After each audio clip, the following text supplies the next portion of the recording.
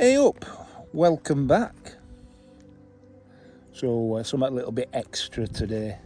Just nipped up here to Scar House for a sausage roll and an iced cold coffee, and just run over a couple of things basically. So first off, don't know about you, but I was rather deflated by last Friday's revelations about the new Royal Enfield Bullet 350. And I think, like a lot of people, I was expecting a new range of Bullet motorcycles, maybe 3 or 4 different models to be announced. Given the tantalising little countdown we had on the Royal Enfield site for a couple of days prior, which threw up logos for things like Royal Enfield Bullet 500, Bullet 65, a Bullet Electra, Bullet this, Bullet that. And transpires what we got basically were a Royal Enfield Classic 350 with a new paint job, which is probably a little bit unfair, but not entirely removed from that simplification, if you like. It looks a cracking bike. I love it, particularly the maroon colour. Love that. And if I didn't already have a Classic 350, then I'd be very, very tempted, I must say. But to all intents and purposes, other than the facelift, a change in the shape of the tank, slightly different seat and rear mudguard, it's not a whole lot different. So I'm not entirely sure what Royal Enfield had in mind. Maybe it's just a teaser. Maybe we're getting the other bikes. They're going to be introduced incrementally with a finale at EICMA or somewhere like that. Who knows? So, cracking. We've waited all summer for some weather like this, and it's come along in what, strictly speaking, is meteorological autumn. Although we've a couple of weeks to go to proper autumn. But it's absolutely cracking the flags. It's forecast to get up to nearly 30 degrees here in the north of England this week. And this weather's set fine now for another few days, certainly. So long overdue in that regard. So I've come out with the old open face helmet. Don't know what you think about open face helmets, but I just think with a bike like this, you get a sense of freedom and identity and being well and truly in the vibe of these modern classic motorcycles with an open face helmet.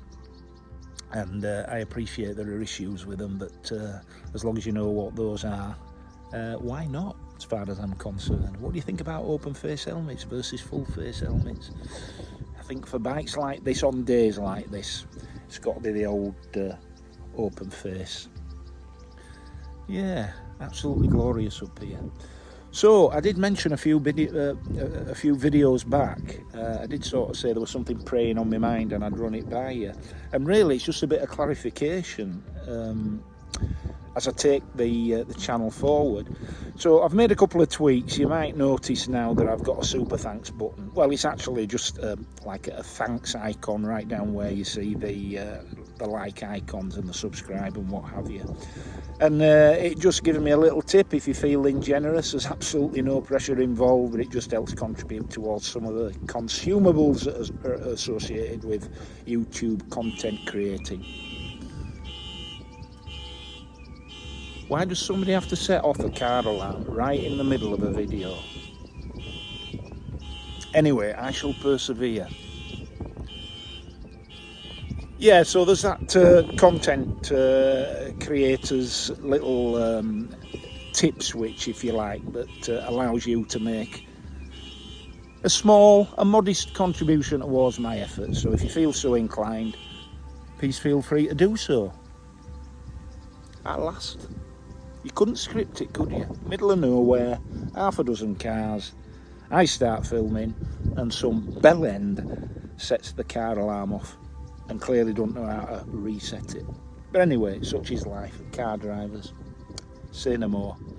Anyway, so there's that in there. Just helps with the consumables, like memory cards and that pack in occasionally. What else?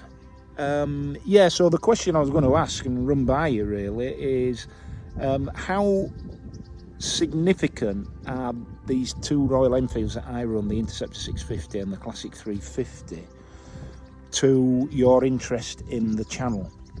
So is your interest in the channel primarily what I do and where I go?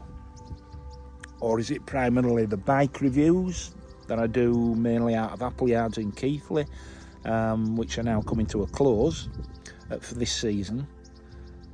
Is it the bikes themselves? Is it the Honda Pan-European? Is it the fact that there are 3 different bikes? Is it the variety? And I suppose the bottom line question is, I mean, at some point I'm going to have to slim down from 3 bikes to 1, because it's very, very difficult to justify running 3 motorcycles and 2 cars, particularly in the current cost of living crisis. So I think logic dictates that at some point I need to slim down to either 2 or to 1 bike. And I suppose the question that I need to ask you is, would that make any difference to your interest in the channel? Would the kind of bike that I ride make any difference to your interest in the channel? Or wouldn't it matter if I can take you places like this still and show you the beautiful scenery around the Yorkshire Dales and other areas? Wouldn't it matter to you whether I was on a Honda Monkey bike or a Honda Goldwing? I'd not be seen dead on either. Well, I used to have a Goldwing way back, but not practical for me. Or do you really think it's the modern classic motorcycles that make the channel? You know, do you see this as a modern classic motorcycle channel? A bit like Stuart Fillingham's channel. Although I wish 105,000 subscribers. I haven't even got 5,000 subscribers. But you know what I mean. You know, what captivates your interest most? Is it the content? Is it the bikes? Is it, you know, is it the locations, the landscapes, or is it those bike reviews? The bike reviews always get, well, not always, but largely and on average get the bigger numbers. The Royal Enfield Super Meteor 650, the numbers on that were exceptional. And I took it out twice, and on both occasions the numbers were exceptional, and after that it were basically the new 2023 Suzukis. But that will come to a natural end. I've reviewed just about every brand new bike that Appleyards have. The next one that I will do will be tomorrow. I'll be taking out tomorrow the Benelli, I think it's called the TRK 500, sort of a middleweight adventure bike.